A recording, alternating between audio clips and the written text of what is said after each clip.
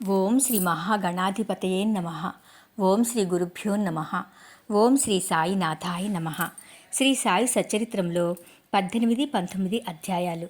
ఇందులో హేమాడ్ పంతును బాబా ఎట్లు ఆమోదించి ఆశీర్వదించెను, సాఠే గారి కథ, దేశ్ముఖ గారి భార్య కథ, సద్విచారములను ప్రోత్సహించి సాక్షాత్కారమునకు దారి చూపుట, ఉపదేశములో వైవిధ్యము, నిందగూర్చి బోధ, కష్టమునకు కూలి, వీటి గురించి తెలుసుకుందాం. గత 2 అధ్యాయములలో బ్రహ్మజ్ఞానమును అభిలషించు ఒక ధనికుని బాబా ఎట్లు ఆదరించెనో హేమాడ్ పంతు వర్ణించెను. రాబో 2 అధ్యాయములలో హేమాడ్ పంతును బాబా ఎట్లు ఆమోదించి ఆశీర్వదించెనో, బాబా ఎట్లు తమ భక్తులలో మంచి ఆలోచనలు ప్రేరేపించి మోక్షమునకు మార్గము చూపుచుండెనో, ఆత్మోన్నతి గూర్చి, పరనిందా వాక్యముల గూర్చి, ఇతరుల కష్టమునకు ఇవ్వవలసిన ప్రతిఫలమును గూర్చి బాబా వారి ప్రబోధములిట్టివో వర్ణింతుము. ప్రస్తావనము. సద్గురువు మొట్టమొదట తన శిష్యుల యోగ్యతను కనిపెట్టి వారి మనస్సు కలత చెందకుండా తగిన బోధ చేసి తుదకు వారి లక్ష్యమైన ఆత్మ సాక్షాత్కారమునకు దారి చూపునను విషయము అందరికీ తెలిసినదే. ఈ విషయంలో సద్గురువు బోధించిన దానిని ఇతరులకు వెల్లడి చేయరాదని కొందరు అనదరు. అట్లు గురువు బోధించిన దానిని వెల్లడి చేసినచో ఆ బోధలు నిష్ప్రయోజనములగునని వారి ఆలోచన. ఇది సరి అయినది కాదు. సద్గురువు వర్షాకాలపు మేఘము వంటివారు. వారు తమ అమృతతుల్యములైన బోధలను పుష్కలముగా విశాల ప్రదేశములందు కురిపించెదరు. వానిని మనం అనుభవించి హృదయమునకు తృప్తికరముగా జీర్ణించుకొని పిమ్మట నిస్సంకోచముగా ఇతరుల మేలు కొరకు వెల్లడి చేయవలెను. ఇది వారు మన జాగ్రత్త అవస్థలోనే గాక స్వప్నావస్థలో కూడా తెలియజేయు విషయములకు వర్తించును. తన స్వప్నమందు గనిన రామరక్షాస్తోత్రమును బుధ కౌశిక ఋషి ప్రచురించిన ఉదాహరణము నిచ్చట స్మరించవలను. ప్రేమగల తల్లి గుణమిచ్చుదే చేదైన ఔషధములను బిడ్డ మేలు కొరకే బలవంతముగా గొంతులోనికి త్రోయినట్లు ఆధ్యాత్మిక విషయములను బాబా తన భక్తులకు బోధించువారు. వారి మార్గము రహస్యమైనది కాదు, అది బహిరంగమైనది. వారి బోధలను అనుసరించిన భక్తుల ధ్యేయము నెరవేరెడిది. సాయిబాబా వంటి సద్గురువులు మన జ్ఞాననేత్రములను తెరిపించి ఆత్మ యొక్క దైవీ సౌందర్యములను చూపి మన కోరికలను నెరవేర్చెదరు. ఇది జరిగిన పిమ్మట మన ఇంద్రియ విషయ వాంఛలు నిష్క్రమించి వివేక వైరాగ్యములను జంట ఫలములు చేతికి వచ్చును. నిద్రలో కూడా ఆత్మజ్ఞానము మొలకెత్తును. సద్గురువుల సహవాసము చేసి వారిని సేవించి వారి ప్రేమను పొందినచో ఇదంతయు మనకు లభించును. భక్తుల కోరికలు నెరవేర్చు భగవంతుడు మనకు తోడ్పడి మన కష్టములను బాధలను తొలగించి మనలను సంతోషపెట్టును. ఈ అభివృద్ధి పూర్తిగా సద్గురుని సహాయము వలననే జరుగును. సద్గురువును భగవంతుని వలె కొలువవలెను. కాబట్టి మనము సద్గురువును వెదకవలెను, వారి కథలను వినవలెను, వారి పాదములకు సాష్టాంగ నమస్కారము చేసి వారి సేవ చేయవలెను. ఇక ఈ అధ్యాయములోని ముఖ్య కథను ప్రారంభించదము. సాఠే అనునతడు ఒకప్పుడు మిక్కిలి పలుకుబడి కలిగి ఉండెను. కాలాంతరమున వ్యాపారంలో చాలా నష్టం పొందెను. అంతేగాక మరికొన్ని సమస్యలు అతనిని చికాకు పరిచెను. అందుచే అతడు విచారగ్రస్తుడయ్యను, విరక్తి చెందెను. మనస్సు చెడి చంచలమొగటచే ఇల్లు విడిచి చాలా దూరము పోవాలనుకునెను. మానవుడు సాధారణంగా భగవంతుని గూర్చి చింతించడు, కానీ కష్టములు, నష్టములు, దుఃఖములు చుట్టుకొనినప్పుడు భగవంతుని ధ్యానం చేసి విముక్తి పొందుటకు ప్రార్థించును. వాని పాపకర్మలు మిగియు వేళకు భగవంతుడు వానికొక యోగీశ్వరునితో కలుసుకొనుట సంభవింపచేయును. వారు తగిన సలహానిచ్చి వాని క్షేమమును చూచెదరు. సాఠే గారికి కూడా అట్టి అనుభవము కలిగెను. అతని స్నేహితులు షిరిడీకి వెళ్ళుమని సలహా ఇచ్చిరి.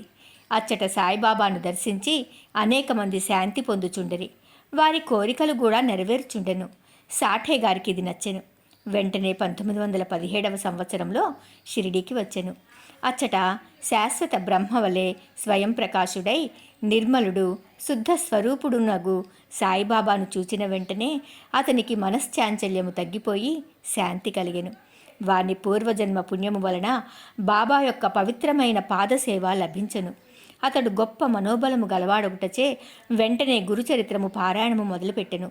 7 రోజులలో చరిత్ర చదువుట పూర్తి కాగానే బాబా ఆనాడు రాత్రి అతనికి ఒక దృష్టాంతమును చూపెను. అది ఇట్లుండెను. బాబా గురుచరిత్రం చేతిలో పట్టుకొని దానిలోని విషయములను ఎదుట కూర్చున్న సాఠేకు బోధించుచున్నట్లు అతడు దానిని శ్రద్ధగా వినుచున్నట్లు చూపెను. సాఠే నిద్ర నుంచి లేచిన వెంటనే కలను జ్ఞాపకముంచుకొనెను, మిగుల సంతసించెను. అజ్ఞానమనే నిద్రలో గుర్రుపెట్టి నిద్రపోవచ్చున తన వంటి వారిని లేపి గురు చరితామృతమును రుచిచూపుట బాబా యొక్క దయార్ద్ర హృదయమే కదా అనుకొనెను. ఆ మరుసటి దినము ఆ దృశ్యమును కాకాసాహెబ్ దీక్షిత్కు తెలియచేసి దాని భావం ఏమయ్యుండునో సాయిబాబాని అడిగి తెలుసుకొనమనెను. ఒక సప్తాహం చాలునో లేక ఇంకొక సప్తాహం పారాయణం చేయవలనో కనుగొనమనెను. కాకాసాహెబు సమయము చూసి బాబాను ఇట్లడిగెను, ఓ దేవా, ఈ దృశ్యము వలన సాఠేకు ఏమని చెప్ప నిశ్చయించితివి? అతడు ఊరుకొనవలనా లేక ఇంకొక సప్తాహం పారాయణం చేయవలనా? అతడు అమాయక భక్తుడు, అతని కోరిక నెరవేరవలెను. అతనికి దృష్టాంతార్థమును బోధించవలెను. వారిని ఆశీర్వదింపుడనగా బాబా అతడు గురుచరిత్ర ఇంకొక సప్తాహము పారాయణ చేయవలెను. ఆ గ్రంథమునే జాగ్రత్తగా పఠించినచో అతడు పావనుడగును, మేలు పొందగలడు. భగవంతుడు ప్రీతి చెంది వానిని ప్రపంచ బంధముల నుండి తప్పించును అనెను. ఆ సమయమున హేమాడ్ పంత్ అచ్చట నుండి బాబా కాళ్ళనొత్తుచుండెను. బాబా పలుకులు విని అతడు తన మనస్సులో ఇట్లా అనుకొనెను, సాఠే యొక్క వారమే పారాయణ చేసి ఫలితమును పొందినా? నేను 40 సంవత్సరముల నుంచి పారాయణ చేయుచున్నాను, కానీ నాకు ఫలితం లేదు కదా. అతడిక్కడ 7 దినములు మాత్రమే నివసించెను. నేను 7 సంవత్సరముల నుంచి ఉన్నాను. నా ప్రయత్నములు నిష్ఫలమా ఏమి? చాతక పక్షి మేఘము నుంచి పడు నీటి బిందువుకై కనిపెట్టుకొని ఉన్నట్లు నేను కూడా బాబా తమ దయామృతమును నాపై వర్షించెదరని, వారి బోధనలచే నన్ను ఆశీర్వదించెదరని కనిపెట్టుకొని ఉన్నాను. ఈ ఆలోచన వారి మనస్సులో మిగిలిన వెంటనే బాబా దానిని గ్రహించెను. భక్తుల మనస్సులలో ఉండేటి ఆలోచనలన్నీ బాబా గ్రహించేటివారు. అంతేకాక చెడ్డ ఆలోచనలను అణుచుచు మంచి ఆలోచనలను ప్రోత్సహించువారు. హేమాడ్ పంత్ మనస్సును కనిపెట్టి బాబా వానిని వెంటనే లేపి శ్యామ వద్దకు పోయి అతని వద్ద 15 రూపాయలు దక్షిణ తీసుకుని అతనితో కొంతసేపు మాట్లాడిన పిమ్మట రమ్మనెను. బాబా మనస్సున కారుణ్యోదయమయ్యెను. కాన వారిట్లా ఆజ్ఞాపించిరి.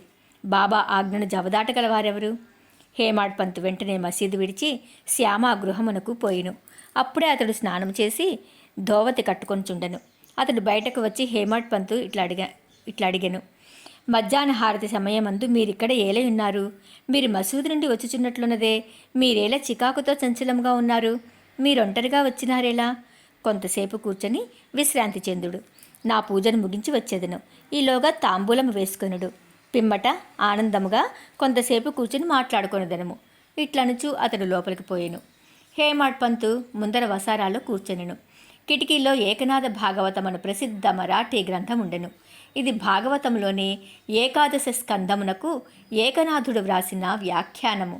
సాయిబాబా సిఫారసు చేయుటచే బాపూసాహెబ్ దీక్షితు శ్రీకృష్ణునకు అర్జునునకు జరిగిన సంభాషణ రూపమైన భగవద్గీత, దాని మరాఠీ వ్యాఖ్యానమైన భావార్థ దీపిక జ్ఞానేశ్వరి, శ్రీకృష్ణునకు అతని సేవకుడగు ఉద్ధవునకు జరిగిన సంభాషణ రూపమైన ఏకనాథ భాగవతము మరియు భావార్థ రామాయణమును నిత్యము షిరిడీలో చదువుచుండెడివాడు.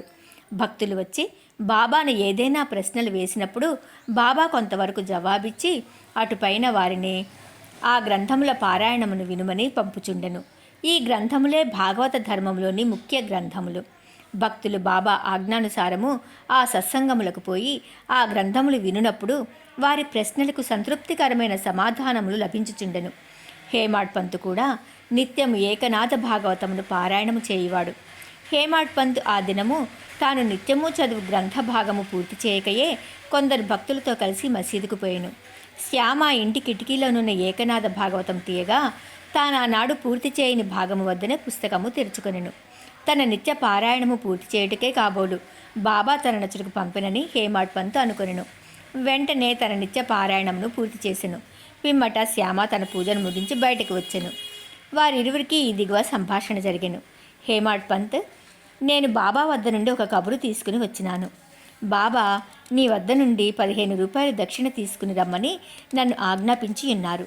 అంతేకాదు, కొంతసేపు నీతో కూర్చుని మాట్లాడిన పిమ్మట మసీదుకు రమ్మని చెప్పిరి.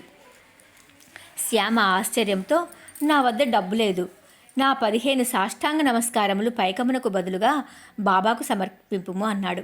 హేమాడ్ పంతు, సరే, నీ నమస్కారములు ఆమోదింపబడెను. మనము కూర్చుని కొంతసేపు మాట్లాడుకునేదము.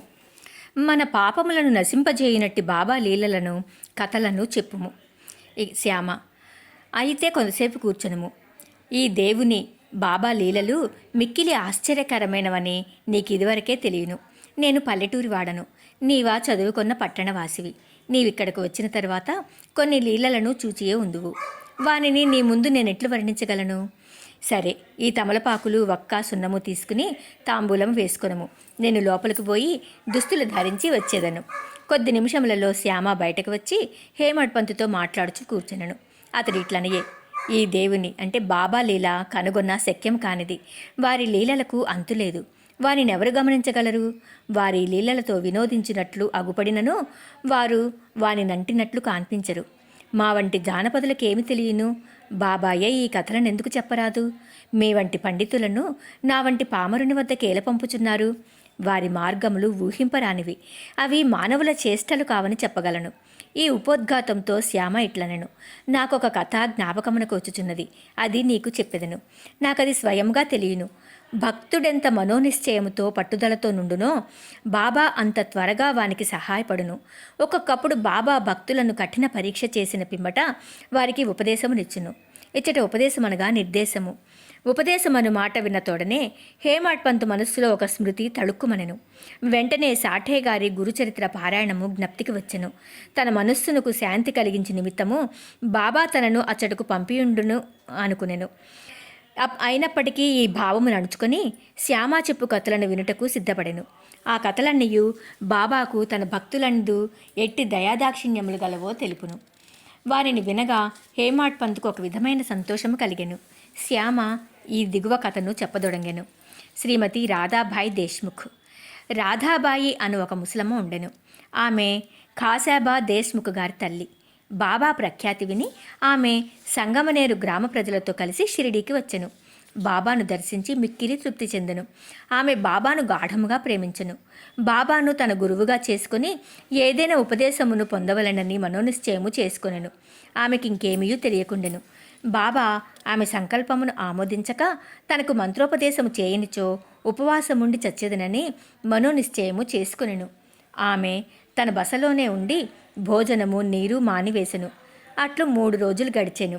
ఆమె పట్టుదలకు నేను శ్యామ భయపడి ఆమె పక్షమును బాబాతో నిట్లాంటిని. దేవా, మీరేమి ప్రారంభించితిరి? నీవనేక మందిని ఇచ్చటకు ఈడ్చెదవు. ఈ ముదుసరిని నీవెరిగే ఉందువు. ఆమె మిక్కిలి పట్టుదలగలది. ఆమె నీపైన ఆధారపడి ఉన్నది. ఆమె చచ్చు వరకు ఉపవసింప నిశ్చయించుకొని ఉన్నది. నీవు ఆమెను అనుగ్రహించి ఉపదేశమిచ్చినంత వరకు ఆమె తన నిరాహార దీక్షను మానదు. ఆమెకేమైనా హాని జరిగినచో ప్రజలు నిన్నే నిందించెదరు. నీవు తగిన ఆదేశం ఇవ్వకపోవటచే ఆమె చచ్చినదని లోకులనెదరు.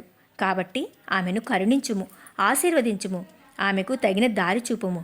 ఆమె మనోనిశ్చయమును చూచి బాబా ఆమెను పిలిపించి ఈ క్రింది విధముగా బోధించెను. ఓ తల్లి, అనవసరమైన యాతనకేల పాల్పడి చావును కోరుచున్నావు. నీవు నిజముగా నా తల్లివి.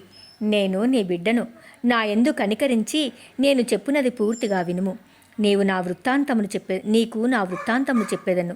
నీవు దానిని బాగా వినినచో నీకది మేలు చేయును. నాకొక గురువుండెను. వారు గొప్ప యోగీశ్వరులు, మిక్కిలి దయార్ద్ర హృదయులు. వారికి చాలా కాలము శుశ్రూష చేసి తిని, కానీ నా చెవిలో వారే మంత్రమును ఊదలేదు. నాకు వారిని వదిలిపోవ తలంపే లేకుండెను. నేను వారితోనే ఉండుటకు, వారి సేవ చేయుటకు, వారి వద్ద కొన్ని ఉపదేశములను గ్రహించుటకు నిశ్చయించుకుంటుని. కానీ వారి మార్గము వారిది. వారు నా తల గొరిగించిరి. నా నుండి 2 పైసలు దక్షిణ అడిగిరి. నేను దానిని వెంటనే వారికి సమర్పించి తిని. మీ గురువుగారు పూర్ణకాములైనచో వారు మిమ్మలను దక్షిణ అడుగనేలా? వారు నిష్కాములని ఎట్లనిపించుకొందరు అని నీవు అడగవచ్చు. 50 రూపాయలు బదులుగా సమాధానం సూటిగా చెప్పగలరు. 50 రూపాయల బదులు 1 రూపాయి వరకును ఒక్కొక్కరికి నిత్యము దానం చేయుచుండువారు. వారు కోరిన 2 కాసులలో విలువైన వస్తువులన్నీ రెండవది సంతోష స్థైర్యములతో కూడిన ఓరిమి. భక్తులు నేను ఈ రెంటిని వారికి ఎవరైనా విలువైన వస్తువులు తెచ్చినచో నా బాబా గురువును వారిని అట్లు తిట్టెడివారు. 12 సంవత్సరములు నానా సాహెబ్ సేవించితిని. చాందోర్కర్తో వారి నన్ను తన పెంచి ఆస్తి పోషించిరి. అంతయు ఒక భోజనమునకు కౌపీనము, గాని ఒక వస్త్రములకు విడిగుడ్డ, గాని నాకు ఒక లోటు కఫిని, లేకుండెను. ఒక వారు తంబిరేలు, పరిపూర్ణులు. గ్లాస్ మాత్రమే వారు అనియు, ప్రేమావతారమని చెప్పవచ్చును. అయినప్పటికీ ఆ భక్తులను ప్రేమను నేను ఎట్లు అవసరమైన వర్ణించగలను? నిష్ప్రయోజనమైన వారు నన్ను విలువైన మిక్కిలి వస్తువులు ప్రేమించెడివారు. తెచ్చుచున్నారనియు ఆ విధమైన గురువే అంచుండెడివారు. ఉండరు. మన నిరంతర ధ్యానంలో పారమార్థికములకు ఉన్న వారిని ఆటంకములు తదేకముగా రెండు గలవు. చూచుచుండెడివాడు. మొదటిది స్త్రీ, మేమిద్దరము రెండవది ఆనందములో ధనము. మునిగెడివారము. షిరిడీలో బాబా ఈ రెండు రాత్రింబవళ్ళు సంస్థలను నిద్రాహారము లేక నియమించి ఉన్నారు. అదొకటి, నేను వారి వైపు అందులో దృష్టి ఒకటి నిగిడ్చితిని. దక్షిణ, రెండవది వారిని రాధాకృష్ణమాయి. చూడనిచో నాకు తన శాంతి భక్తులు ఈ లేకుండెను. రెంటిని ఎంతవరకు వారి విడిచిపెట్టిరో ధ్యానము, పరీక్షించుటకై వారి సేవ తప్ప బాబా నాకు వీనిని ఇంకొకటి నియమించెను. లేకుండెను. భక్తులు వారే రాగానే నా దక్షిణ ఆశ్రయము. అడిగిపుచ్చుకొని నా మనస్సు బడికి ఎల్లప్పుడూ అంటే వారి అందే రాధాకృష్ణమాయి నాటుకుని గృహమునకు ఉండేది. పంపుచుండిరి. ఇదియే ఈ వారి రెండు అడిగిన పరీక్షలకు దక్షిణలో ఒక పైసా. తట్టుకొనొచ్చో, సబూరి. అనగా సంతోష కనకమందు స్థైర్యములతో కాంతయందు కూడిన అభిమానము ఓరిమి పోయినదని అన్నది రెండవ పైసా. నిరూపించినప్పుడే నేను మిక్కిలి బాబా సంతోషముతో దయ వలన, చాలా కాలము ఆశీర్వాదము కనిపెట్టుకుని వలన వారి వారి సేవ పారమార్థిక చేసితిని. ప్రగతి ఈ ప్రపంచమనే శీఘ్రముగా సాగరమును దృఢపడుచుండెను. సబూరి అను ఓడ భగవద్గీతలోను, నిన్ను సురక్షితముగా దాటించును. ఉపనిషత్తులలోను, సబూరి పవిత్రమైన అనున్నది స్థలమందు అత్యంత ఉత్తమ లక్షణము. పవిత్రునికిచ్చిన అది దానము పాపములన్నిటినీ ఆ దాత తొలగించును. యొక్క కష్టములను యోగక్షేమములకు పారద్రోలును. అధికముగా అనేక తోడ్పడునని విధముల ఉన్నది. అవాంతరములను షిరిడీ తొలగించి కన్నా పవిత్ర భయమును స్థలమేది? పారద్రోలును. అందున్న తుదకు దైవము జయమును కలిగించును. సాయిబాబా కన్నా సబూరి భిన్న అనున్నది ఎవరు? సుగుణములకు గని, 14వ అధ్యాయము మంచి ఆలోచనకు సంపూర్ణం. తోడు వంటిది. సర్వం శ్రీ నిష్ఠ, సద్గురు సబూరి అనున్నది సాయినాథుని అన్యోన్యమైన దివ్య అక్క చెల్లెండ్ర చరణారవిందార్పణమస్తు. వంటిది. నా గురువు ఓం నా శ్రీ నుండి సాయినాథాయ ఇతరమేమియో నమః. ఆశించి ఉండలేదు. శుభం భవతు. వారు నన్ను ఉపేక్షింపక సర్వకాల సర్వావస్థలయందు కాపాడుచుండెడివారు. నేను వారితో కలిసి ఉండెడివాడను. ఒక్కొక్కప్పుడు వారిని విడిచి ఉండినను వారి ప్రేమకు ఎన్నడూనూ లోటు కలగలేదు.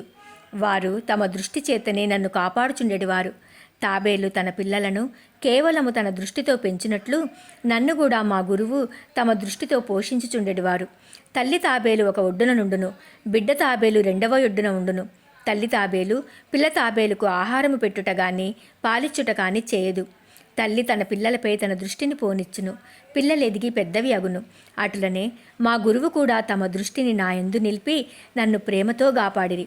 ఓ తల్లి, నా గురువు నాకు మంత్రమేమీయూ ఉపదేశించలేదు. అటువంటప్పుడు నేను నీ చెవిలో మంత్రమెట్లు ఊదగలను? గురువు యొక్క ప్రేమమయమైన తాబేలు చూపే మనకు సంతోషమునిచ్చునని జ్ఞాపకముంచుకొనుము. మంత్రము గాని ఉపదేశము గాని ఎవ్వరి వద్ద నుండి గాని పొందుటకు ప్రయత్నించకము. నీ ఆలోచనలు, నీవు చేయు పనులు నా కొరకే వినియోగించుము. నీవు తప్పక పరమార్థమును పొందెదవు.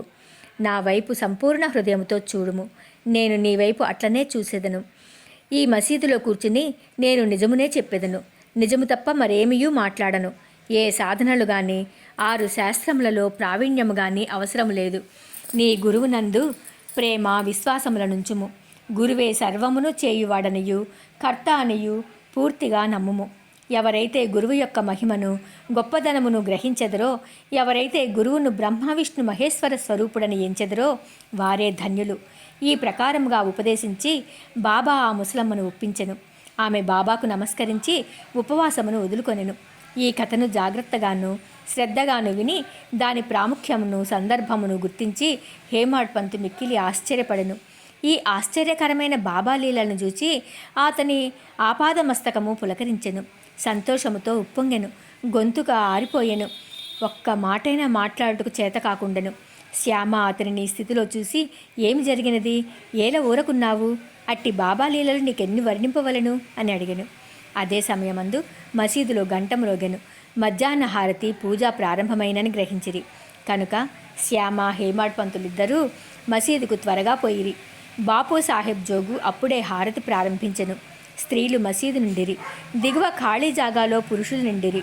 అందరూ బాజా భజంత్రీలతో నొకే వరుసతో హారతి పాడుచుండిరి. బాబాకు కుడివైపు శ్యామ, ముందర హేమాడ్ పంతు కూర్చునిరి. వారిని చూచి బాబా హేమాడ్ పంతును శ్యామ ఇచ్చిన దక్షిణ నిమ్మనను. శ్యామ రూపాయలకు బదులు నమస్కారములనిచ్చిననియు శ్యామ ప్రత్యక్షంగా కలడు కనుక అడగవచ్చు అనెను.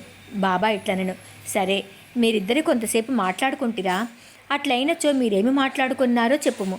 గంటల చప్పుడును మద్దెల శబ్దమును పాటల ధ్వనిని లెక్కించక హేమాడ్ పంతు బాబాకు జరిగినదంతయు చెప్పుటకు ఆతురపడెను. తాము ముచ్చటించినదంతయు తనకు చాలా ఆనందము కలుగజేసినదనియు, ముఖ్యముగా ముసలమ్మ కథ మిక్కిలి ఆశ్చర్యం కలుగజేసినదనియు, దానిని విని బాబా లీలలు అగోచరములనియు తెలుసుకుంటుననియు, ఆ కథ రూపంతో తన్ను బాబా ఆశీర్వదించిరని హేమాడ్ పంతు చెప్పెను. అప్పుడు బాబా, కథ చాలా అద్భుతమైనది. నీవెట్లా ఆనందించితివి? నాకు ఆ విషయమై వివరములన్నీ చెప్పుము అన్రి. అప్పుడు హేమాడ్ పంతు తానింతకు ముందు విన్న కథను పూర్తిగా బాబాకు వినిపించి అది తన మనమునందు శాశ్వత ప్రభావమును కలిగించినదని చెప్పెను. ఇది విని బాబా మిగుల సంతసించెను. ఆ కథ నీకు నచ్చినదా? దాని ప్రాముఖ్యమును నీవు గుర్తించితివా అని బాబా హేమాడ్ పంతుని అడిగాను. అవును బాబా, నా మనశ్చాంచల్యము నిష్క్రమించినది. నాకు నిజమైన శాంతి విశ్రాంతి కలిగినది. సత్య మార్గమును కనుగొనగలిగితిని అని హేమాడ్ పంతు బదిలిచ్చెను. బాబా ఇట్లు చెప్పెను, నా పద్ధతి మిక్కిలి విశిష్టమైనది. ఈ ఒక్క కథను జ్ఞప్తి అందించుకొనుము, అది మిక్కిలి ఉపయోగించును. ఆత్మ సాక్షాత్కారమునకు ధ్యానం అవసరము. దానిని అలవరుచుకొనచో వృత్తులన్నీయు శాంతించును. కోరికలన్నీయు విడిచి నిష్కామివై నీవు సమస్త జీవరాశియందు గల భగవంతుని ధ్యానింపుము. మనస్సు ఏకాగ్రమైనచో లక్ష్యము నెరవేరును. సదా నా నిరాకార స్వభావమును ధ్యానింపుము. అది ఏ జ్ఞానస్వరూపము, చైతన్యము, ఆనందము. మీరిది చేయలేనిచో రాత్రింబగళ్ళు మీరు చూచుచున్న నా ఈ ఆకారమును ధ్యానించుడు. అట్లు కొన్నాళ్ళు చేయగా మీ వృత్తులు కేంద్రీకృతమగును.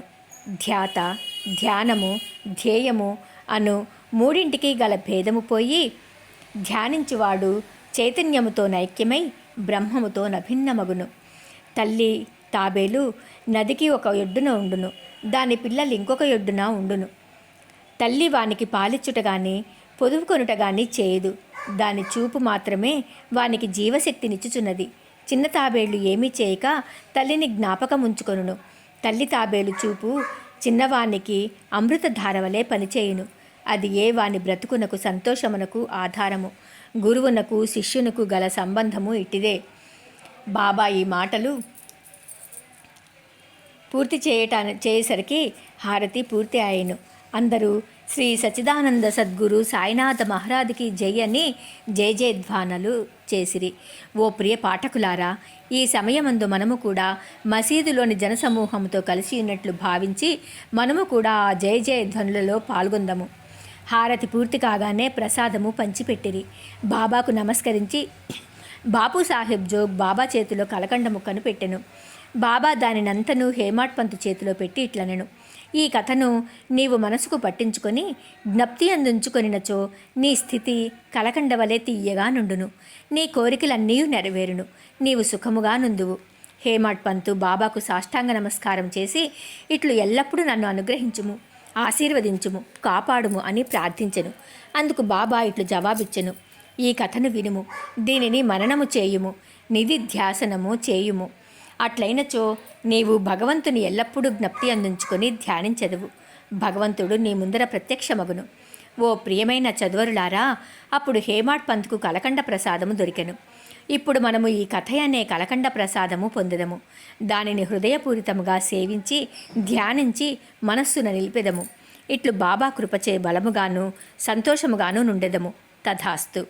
19వ అధ్యాయం చివర హేమాడ్ పంతు కొన్ని ఇతర విషయములను చెప్పియున్నారు. అవి ఈ దిగువ పొందుపరిచితిమే. మన ప్రవర్తన గూర్చి బాబా ఉపదేశము. ఈ దిగువ చెప్పిన బాబా పలుకులు సాధారణమైనవైనప్పటికీ అమూల్యములు. వానిని మనస్సునందుంచుకొని అట్లే చేసినచో అవి మనకు మేలు చేయును. ఏదైనా సంబంధముండనిదే ఒకరు ఇంకొకరి వద్దకు పోరు. ఎవరు గాని ఎట్టి జంతువు గాని నీ వద్దకు వచ్చినచో నిర్దాక్షిణ్యముగా వానిని తరిమివేయకుము. వానిని సాదరముగా చూడుము. దాహము గల వారికి నీరిచ్చినచో, ఆకలితో నున్న వారికి అన్నము పెట్టినచో, బట్టలు లేని వారికి బట్టలిచ్చినచో, నీ ఇంటి వసారా ఇతరులు కూర్చున్నటకు విశ్రాంతి తీసుకొనుటకు వినియోగించినచో నిశ్చయముగా భగవంతుడు మిక్కిలి ప్రీతి చెందును. ఎవరైనా ధన సహాయం గోరి నీ వద్దకు వచ్చినచో నీకిచ్చుటకిష్టం లేకున్నా నీవు ఇవ్వనక్కరలేదు. కానీ వానిపై కుక్క వలె మొరగవద్దు. ఇతరులు నిన్నెంతగా నిందించినను నీవు కఠినముగా జవాబునివ్వకుము. అట్టి వానిని నీవెల్లప్పుడూ ఓర్చుకొనినచో నిశ్చయముగా నీకు సంతోషము కలుగును. ప్రపంచము తలక్రిందులైనప్పటికీ నీవు చలించకుము.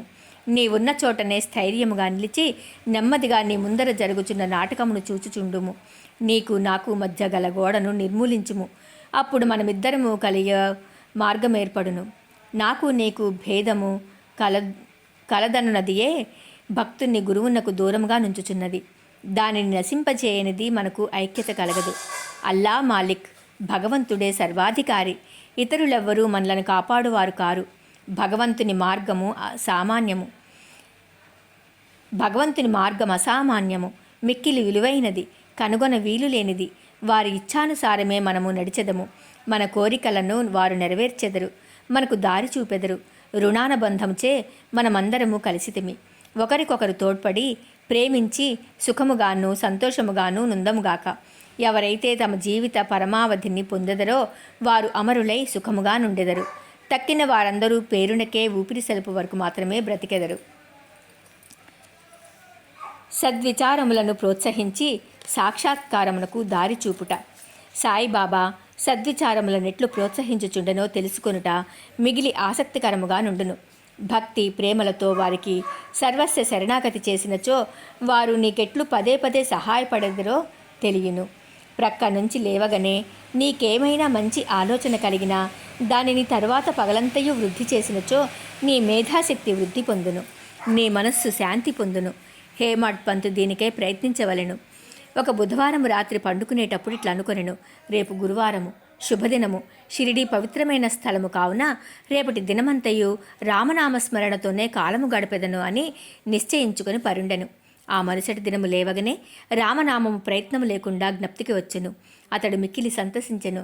కాలకృత్యములు తీర్చుకొనిన పిమ్మట బాబాను జూచుటకు పువ్వులను తీసుకుని పోయెను. దీక్షిత్వాడా విడిచి బూటీవాడా దాడుచుండగా ఒక చక్కని పాట వినబడెను. ఔరంగాబాదు నుంచి వచ్చిన వాడొకడు మసీదులో బాబా ముందర పాడుచుండెను. అది ఏకనాథ్ మహారాజు రచించిన గురు కృపాంజన పాయో మేరే భాయి అనునది. గురువు కృపయను అంజనము లభించెను. దాని మూలమున తన కండ్లు తెరవబడిననియు దానిచే తాను శ్రీరామునిలోన బయట నిద్రావస్థలోను జాగ్రత్తావస్థలోను స్వప్నావస్థలోను అన్ని చోట్లను చూచితినని చెప్పాడు పాట అది. అనేక పాటలుండగా బాబా భక్తులకు ఔరంగాబాదు నివాసి ఈ పాట నీలపాడెను. ఇది సందర్భానుసారంగా బాబా చేసిన ఏర్పాటు కాదా? హేమాడ్ పంతు ఆనాడంతయు రామనామస్మరణచే కాలము గడపనించినవాడు కావున అతని మనోనిశ్చయమును దృఢపరచుటకై బాబా ఈ పాటను పాడించియుండును. రామనామస్మరణ ఫలితము గూర్చి మహాత్ములందరిది ఒకే భావము. అది భక్తుల కోరికలు నెరవేర్చి వారిని కష్టముల నుండి కాపాడును. ఉపదేశంలో వైవిధ్యము, నింద గూర్చి బోధ. శ్రీ సాయి బోధనకు ప్రత్యేక స్థలము కానీ ప్రత్యేక సమయము కానీ అక్కరలేదు. సందర్భావసరములను బట్టి వారి ప్రబోధము నిరంతరము జరుగుచుండెను. ఒకనాడొక భక్తుడు ఇంకొక భక్తుని గూర్చి పరోక్షమున ఇతరుల ముందు నిందించుచుండెను. ఒప్పులు విడిచి భక్త సోదరుడు చేసిన తప్పులనే ఎన్నుచుండెను. మిక్కిలి హీనమైన అతని దూషణలు విన్నవారు విసిగిరి. అనవసరముగా ఇతరులను నిందించుటచే అసూయ, దురభిప్రాయము మొదలగునవి కలుగును. యోగులు నిందలకు ఇంకొక విధముగా భావించెదరు. మలినమును పోగొట్టుటకు అనేక మార్గములు గలవు. సబ్బుతో మాలిన్యమును కడుగవచ్చును. పరులను నిందించు వాని మార్గము వేరు. ఇతరుల మలినములను వాడు తన నాలుకతో శుభ్రపరచును. ఒక విధముగా వాడు నిందించు వానికి సేవ చేయుచున్నాడు. ఎట్లనా వాని మలినమును వీడు తన నాలుకతో శుభ్రపరచుచున్నాడు. కావున తిట్టబడిన వాడు తిట్టిన వానికి కృతజ్ఞతలు తెలుపవలెను. అట్లు పరనిందకు పాల్పడు వానిని బాబా సరిదిద్దిన పద్ధతి విశిష్టమైనది. నిందించివాడు చేసిన అపరాధమును బాబా సర్వజ్ఞుడొకటిచే గ్రహించెను. మిట్ట మధ్యాహ్నము బాబా లెండి తోటకు పోవునప్పుడు వాడు బాబాను దర్శించెను. బాబా వానికి ఒక పందిని చూపి ఇట్లనెను, చూడుము, ఆ పంది అమేధ్యమును ఎంత రుచిగా తినుచున్నదో, నీ స్వభావము కూడా అట్టిదే. ఎంత ఆనందంగా నీ సాటి సోదరిని తిట్టుచున్నావు. ఎంతయో పుణ్యం చేయగా నీకు ఈ మానవ జన్మ లభించినది. ఇట్లు చేసినచో షిరిడీ దర్శనము నీకు తోడ్పడునా? భక్తుడు నీతిని గ్రహించి వెంటనే పోయెను. ఈ విధముగా బాబా సమయము వచ్చినప్పుడల్లా ఉపదేశించుచుండెడివారు. ఈ ఉపదేశములను మనస్సునందుంచుకొని పాటించినచో ఆత్మసాక్షాత్కారము దూరము కాదు. ఒక లోకోక్తి కలదు, నా దేవుడున్నచో నాకు మంచముపైన కూడా బువ్వ పుట్టును. అది భోజనము, వస్త్రములను గూర్చి చెప్పినది. ఎవరైనా దీనిని ఆధ్యాత్మిక విషయమై నమ్ముకొని ఊరకున్నచో చెడిపోయేదరు. ఆత్మ సాక్షాత్కారమునకై సాధ్యమైనంత పాటుపడవలను. ఎంత కృషి చేసినా అంత మేలు.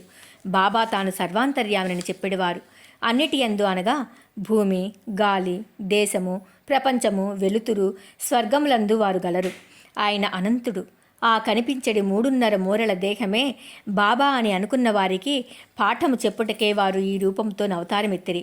బాబాకు సర్వస్వ శరణాగతి చేసి అహర్నిశలు వారినే ధ్యానించినచో చక్కెర, తీపి, కెరటములు, సముద్రము, కన్ను, కాంతి కలిసి ఉన్నట్లే శ్రీ సాయితో తాదాత్మ్యమును పొందెదరు.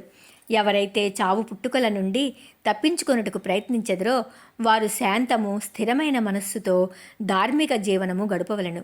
ఇతరుల మనస్సు బాధించునట్లు మాట్లాడరాదు. మేలొనరించు పనులనే చేయుచుండవలను. తన కర్తవ్య కర్మలను ఆచరించుచు భగవంతునికి సర్వస్వ శరణాగతి చేయవలను. వాడు దేనికి భయపడనవసరం లేదు. ఎవరైతే భగవంతుని పూర్తిగా నమ్మెదరో, వారి లీలలను విని ఇతరులకు చెప్పెదరో, ఇతర విషయములేమియూ ఆలోచించరో, వారు తప్పక ఆత్మసాక్షాత్కారము పొందుదురు. అనేక మందికి బాబా తన నామమును జ్ఞప్తి అందించుకొని శరణు వేడుమనెను. తానెవరు అను దానిని తెలుసుకొనగోరు వారికి శ్రవణమును మననమును చేయుమని సలహా ఇచ్చెడివారు. కొందరికి భగవన్నామమును జ్ఞప్తి అందించుకొనుమనువారు. కొందరికి తమ లీలలు వినుట, కొందరికి తమ పాదపూజ, కొందరికి ఆధ్యాత్మ రామాయణము, జ్ఞానేశ్వరి మొదలగు గ్రంథములు చదువుట, కొందరికి తమ పాదముల వద్ద కూర్చొనుమనుట, కొందరిని ఖండోబా మందిరమునకు పంపుట, కొందరికి విష్ణు సహస్రనామములు, కొందరికి ఛాందోగ్యోపనిషత్తు, భగవద్గీత పారాయణ చేయమని విధించుచుండెను. వారి ఉపదేశములకు పరిమితి లేదు, అడ్డు లేదు.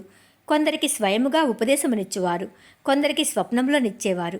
ఒక త్రాగుబోతుకు స్వప్నములో కనిపించి ఛాతీపైన కూర్చొని అదుముచూ ఇక ఎన్నడూ త్రాగనని అతడు వాగ్దానము చేసిన పిమ్మట వదిలిరి. కొందరికి స్వప్నములో గురు బ్రహ్మాది మంత్రార్థములు బోధించిరి. ఒకడు హఠయోగము చేయుచుండగా దానిని మానుమనిరి. వారి మార్గములను చెప్పుట కలవి కాదు. ప్రపంచ విషయములలో తమ ఆచరణలే ఉదాహరణముగా బోధించువారు. అట్టి వానిలోనొకటి పనికి తగిన ప్రతిఫలము. బాబా ఒకనాడు మిట్ట మధ్యాహ్నము రాధాకృష్ణమాయి ఇంటి సమీపమునకు వచ్చి నిచ్చెన తీసుకుని రమ్ము అనెను. ఒకడు పోయి దానిని తెచ్చి ఇంటికి చేరవేశెను. బాబా వామన గోండ్కర్ ఇంటి పైకప్పు ఎక్కి రాధాకృష్ణమాయి ఇంటి పైకప్పును దాటి ఇంకొక ప్రక్క దిగెను. బాబా అభిప్రాయమేమో ఎవ్వరికీ తెలియలేదు. రాధాకృష్ణమాయి మలేరియా జ్వరంతో నుండెను. ఆమె జ్వరమును తొలగించుటకై బాబా ఇటు చేసి ఉండునని అనుకొనిరి. దిగిన వెంటనే నిచ్చెన తెచ్చిన వానికి బాబా 2 రూపాయలు ఇచ్చెను. ఎవడో ధైర్యం చేసి నిచ్చెన తెచ్చినంత మాత్రమున వానికి 2 రూపాయలు ఎలా ఇవ్వవలనని బాబాను ప్రశ్నించెను. ఒకరి కష్టమును ఇంకొకరు ఉంచుకొని రాదు. కష్టపడు వాని కూలి సరిగాను దాతృత్వముతోనూ ధారాళముగా ఇవ్వవలనని బాబా చెప్పెను. బాబా సలహా ప్రకారము ప్రవర్తించినచో కూలివాడు సరిగా పనిచేయును. పని చేయించేవాడు పని చేసేవారలు కూడా సుఖపడెదరు. సమ్మెలకు తావుండదు. మదుపు పెట్టువానికి కష్టపడి కూలి చేయువాండ్రకు మనస్పర్ధలుండవు. 18, 19 అధ్యాయములు సంపూర్ణము. సర్వం సద్గురు శ్రీ సాయినాథుని దివ్య చరణార విందార్పణమస్తు. ఓం శ్రీ సాయినాథాయ నమః.